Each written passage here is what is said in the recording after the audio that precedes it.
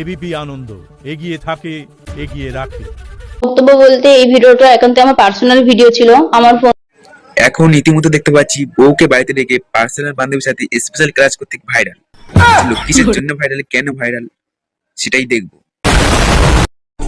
ভালোবাসা দিবা দিলাম নিলাম চলো চলো চলো अब क्या देखना पड़ रहा है কি মানুষ রে বাবা, ছি। এবার বুঝলাম তোকে কেন পল্লিগ্রাম টিভি থেকে বাদ দিয়েছে, তোর ওই ক্যারেক্টারের জন্য।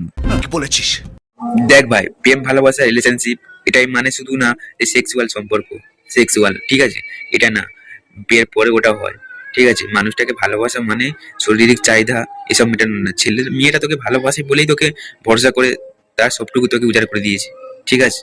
তুই তাই বলে এই সুযোগটা নিয়েছিস। এবং ফেসবুকে বাজে বাজে কমেন্ট করবেন না, আর কোলাবোরেশন তো করবেনই না। আমার নিজেরই খারাপ লাগছে ভিডিওটা, কারণ আমি তো ভুল করেছি।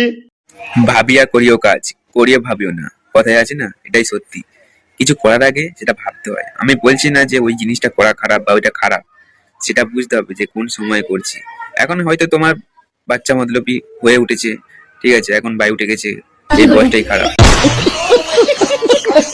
করে ফেলেছো ঠিক আছে। তাই এখন থাকতে একটু বুঝে নাও, এখন থাকতে সঠিক পথে চলে এসো ঠিক আছে। বাবা মা সম্মানটা ভাবো।